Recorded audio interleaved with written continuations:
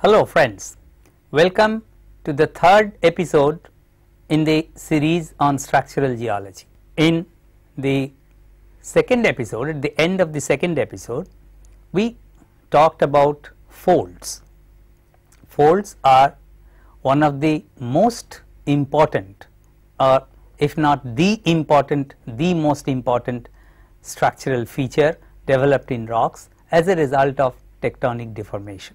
By studying, analyzing and interpreting folds, we can have a very clear idea about the geological evolution of the rocks in an area. Folds, as we know, are regular curvatures in the planar structure in a rock produced as a result of applied directed stress during an event of diastrophism or deformation. Folds or curvatures in planar structures may also be produced at the time of deposition or immediately after deposition in a sedimentary sequence, but those are not to be termed folds because they are restricted to only one or two layers, while tectonic folds can be observed in almost all the sequences except in certain specific cases which we will be discussing later. So, before we start describing the geometry of folds, we have to make ourselves familiar with some of the parameters that describe a fold. Before we go into the description of folds, it is important to identify the different parameters or parts that constitute a fold. If we look into a fold which is a curvature in a surface, we can identify three zones: the central highly curved zone flanked by two relatively planar parts. The highly curved zone of a fold is known as the hinge zone or hinge area, while the planar portions on the sides are known as limbs. The maximum curvature occurs at a point on a section of the fold that is known as the hinge point, while on the limbs, on each limb there are points where the curvature is practically zero. Those points are known as inflection point. Inflection point may also be defined as the point where the sense of curvature of the folded surface changes, that is, the center of curvature shifts from one side of the folded surface to the other. Now, if we look at the inflection points on successive sections and join them, we get the inflection line. Similarly, if we join the hinge points on successive surfaces, we get the hinge line. The hinge lines and inflection lines may be straight or curved depending on the nature of the folded surface.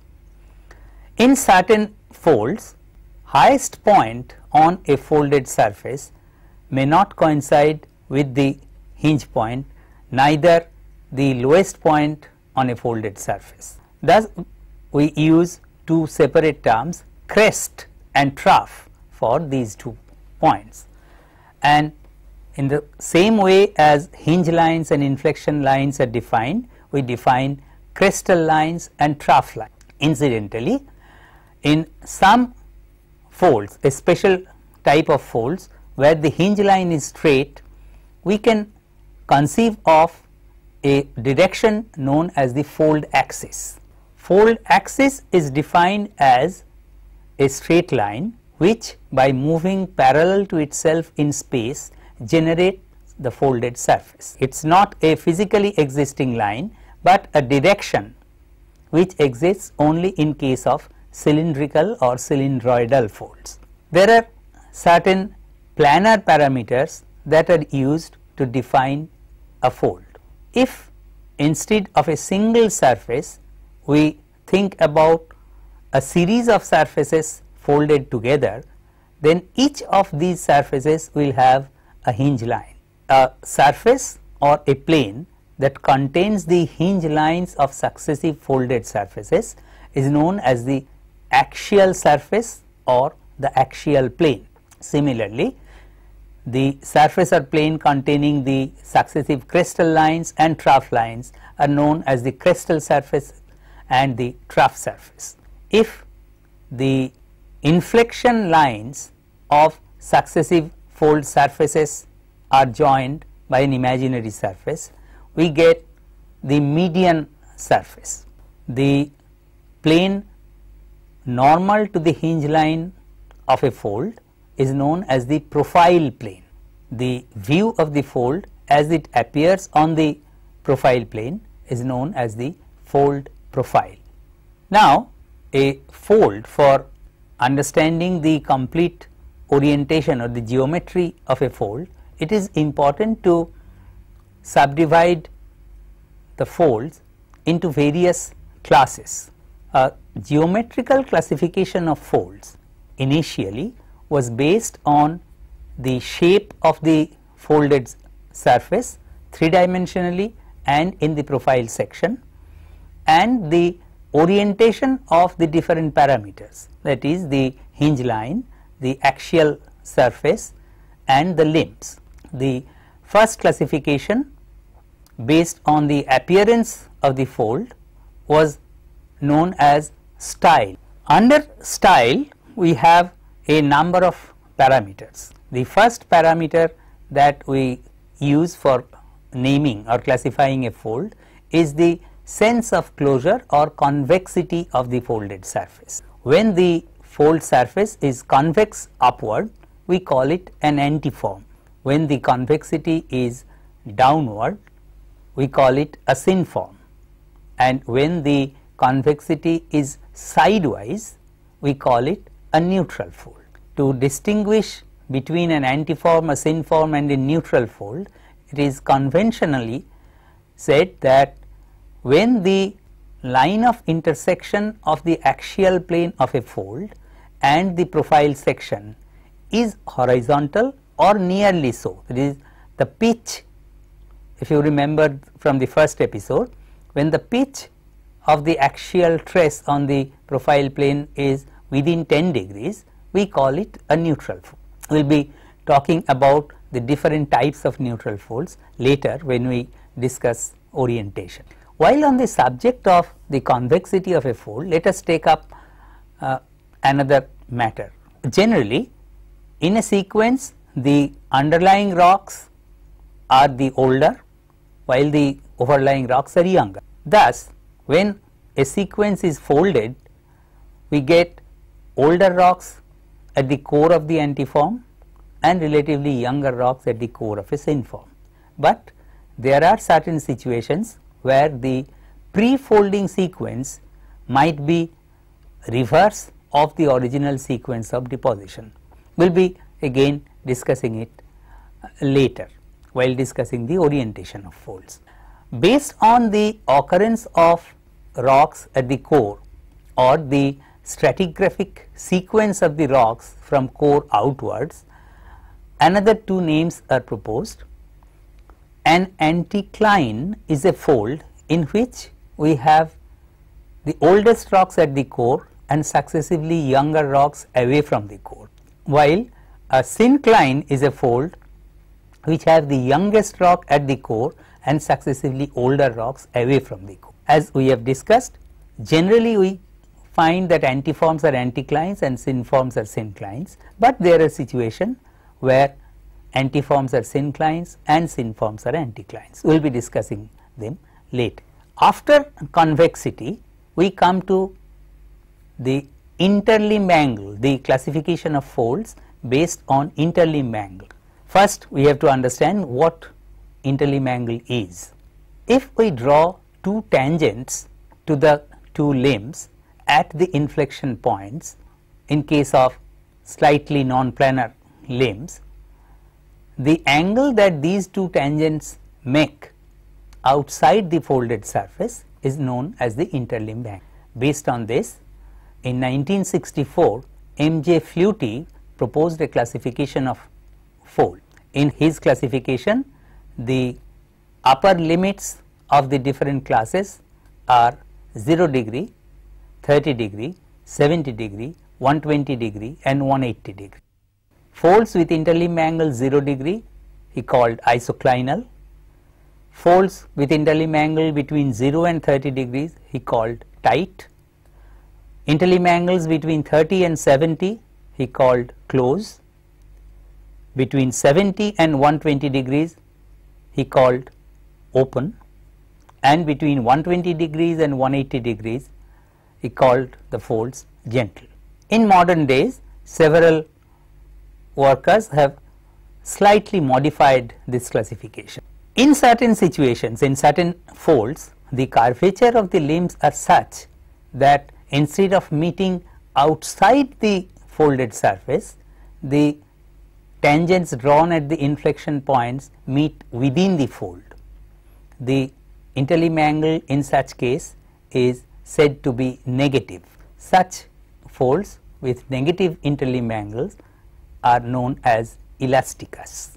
The third point under style is symmetry. Symmetry of folds have been variously described by different authors, but the most convenient and scientific way of describing the symmetry of a fold is the shape of the fold in the profile section and its symmetry with respect to the axial plane. If the axial plane divides the fold into two identical halves, that is, one half is the mirror image of the other, we call the fold symmetrical. There are some other definitions in which the axial plane is assumed to be vertical and the two limbs assumed to have identical dips in opposite directions, but in my opinion the best way to describe a symmetrical fold is to consider the axial plane as a plane of symmetry. Even if the axial plane is vertical and the two limbs have identical dips, a fold may be asymmetrical if they have two unequal limbs. The lengths of the limbs are unequal. When the folds are asymmetrical, two possible shapes can be observed. An asymmetrical fold set with two long limbs and a short limb may be either Z-shaped one or an S-shaped one. A Z-shaped one is a fold in which, while moving along the long limb, at the first hinge we encounter, the bed shifts to our right. Hence, the fold is also called dextral. In sinistral folds, on the other hand, which are S-shaped, as we move along the long limb, at the first hinge we encounter, the bed or the marker horizon shifts to our left. This shifting is commonly referred to as vergence in structural geology. After symmetry, the point we take up under style is the nature of limbs and hinge. Depending on the mechanism of folding, the types of rocks that are being deformed and the conditions of folding, the hinge zone may be very sharply defined with almost or perfectly planar limbs, or the entire fold from one hinge across the other hinge may be a continuous curved surface. So, depending on the nature of hinge and limbs, folds have been classified into non-planar limbs and planar limbs, and folds with angular hinges, subangular hinges, subrounded hinges and rounded hinge. Well, the demarcating line between these classes is rather arbitrary. There is no definite mathematical boundary to draw between a non-planar limb and a planar limb, or a subangular hinged fold and a subrounded hinged fold. These are a bit qualitative instead of quantitative. After style, the geometrical classification of folds is based on orientation, and under orientation we can identify three types of orientations. First, the orientation of the hinge line, second, the orientation of the axial plane, and third, the orientation of the hinge line, the axial plane and the limbs all taken together. When on the subject of hinge line, let us visualize that the hinge line is a straight one, then it might be either horizontal or inclined. Folds with straight horizontal hinge lines are known as non-plunging folds, that is, the hinge line have no plunge, while straight hinge line folds with inclined hinge lines are known as plunging fold. If the hinge lines are curved, that is, they have different orientation at different places along the hinge line, the folds are called non-cylindroidal folds, that is, they do not form parts of sections of a cylinder. Non-cylindrical folds are also referred to as doubly plunging folds. The plunge of the hinge line is variable. If the plunge of the hinge line varies along the line, there may be a central high from which the two segments of the hinge line plunge away from each other, or there might be a central low towards which the two segments plunge. Situation where the segments plunge away from each other from a central high is described as a plunge culmination, while the opposite, where there is a low along the hinge line, it is known as a plunge depression. Doubly plunging folds showing culmination and depression show closed outcrops on a horizontal surface. Next, the orientation of axial planes. Based on the orientation of axial planes, folds may be classified into recumbent when the axial plane is horizontal, inclined when the axial plane is inclined at an angle between say 10 degrees and 90 degrees, and upright when the fold axial plane is vertical or nearly so. Recumbent fold is, as described earlier, is a variety of neutral fold. The other varieties will be describing soon. Based on the orientation of axial plane, limbs and hinge line, some other names are proposed. When the axial plane and both the limbs dip in the same direction but at different amounts, the fold is called an overturned fold. The name overturned comes from the fact that of the two limbs, the steeper limb has a sequence reverse to the original sequence of deposition or the pre-folding sequence. Thus, the limb is known as the overturned or inverted limb, hence the name overturned fold. And if we go back a little, if during a subsequent deformation this overturned limb, where the sequence is a reverse of the original sequence, is folded again during a second phase of deformation, then in case of antiforms we will have younger beds in the core, and in case of synforms we will have older beds at the core, making the antiforms synclines and the synforms anticlines. This is how they are produced, and this is why we are separating the two terms antiforms and anticlines, synforms and synclines. In some textbooks, anticlines and synclines are often used in a synonymous sense with antiforms and synforms, but it is scientifically incorrect. So, we should keep this in mind. In case of folds where the axial plane is inclined and the hinge line is also inclined, but there is a specific relationship between the two, the true dip of the axial plane and the plunge of the hinge line is exactly identical, or in other words, the pitch of the hinge line on the axial plane is 90 degrees or nearly so.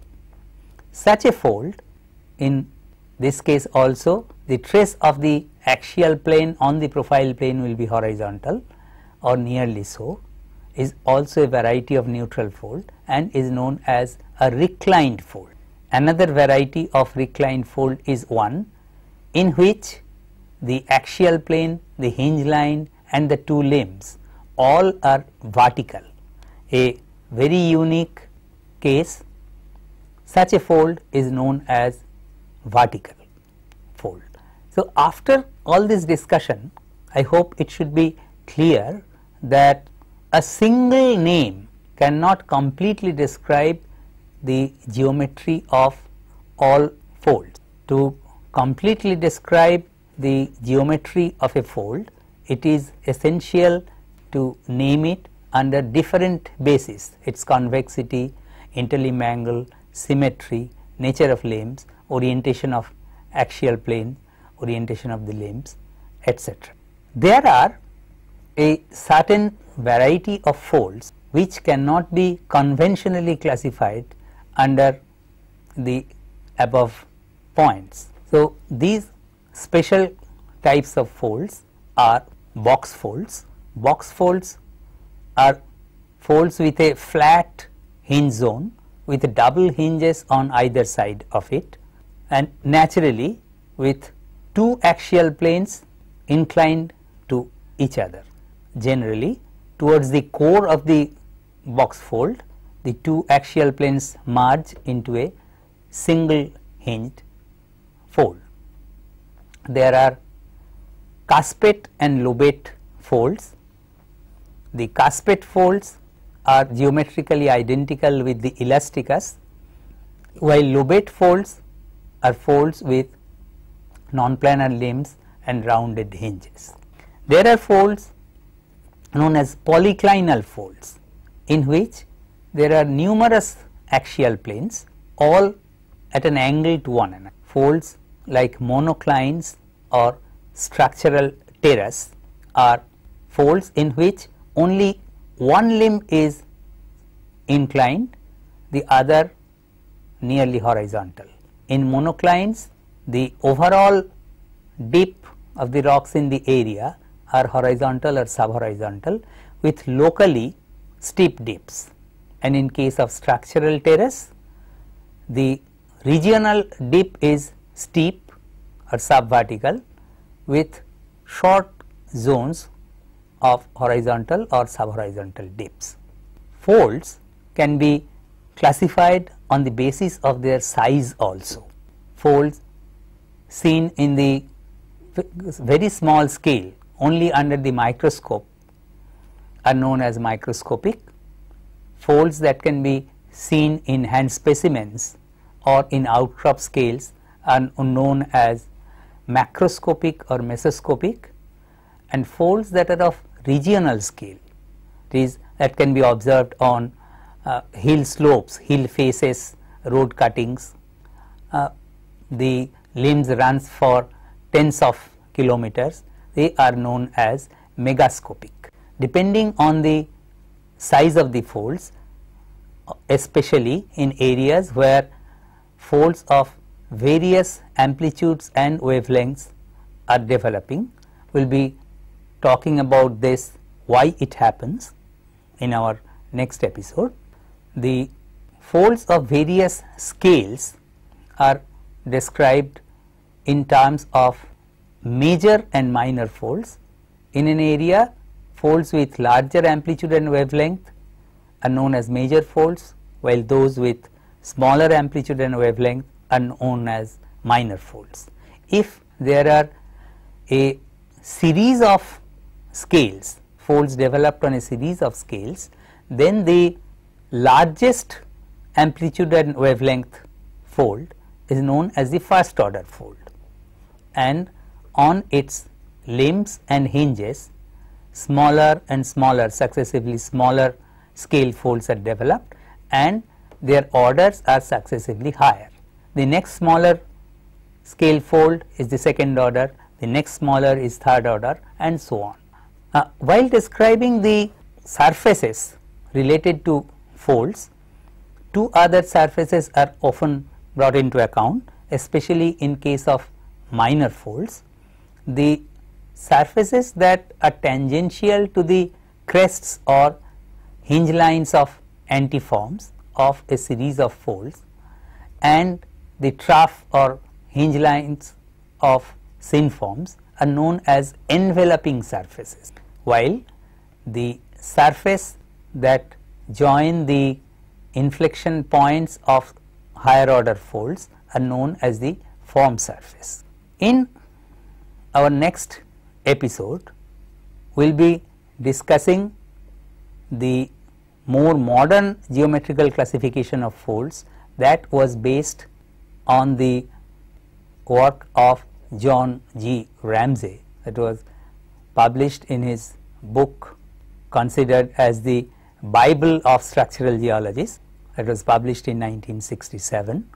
So, this episode ends with the definition of folds, the different parameters or parts of a fold, and the geometrical classification of folds, the conventional geometrical classification based on the style and orientation of a folded surface, that is its appearance on the profile section and the orientation of the different parts. In our next episode, we will be discussing some of the special types of folds, and then we move on to the geometrical classification of folds as proposed by John Ramsay in 1967, the most scientific classification till date, which is followed by structural geologists the world over. Thank you.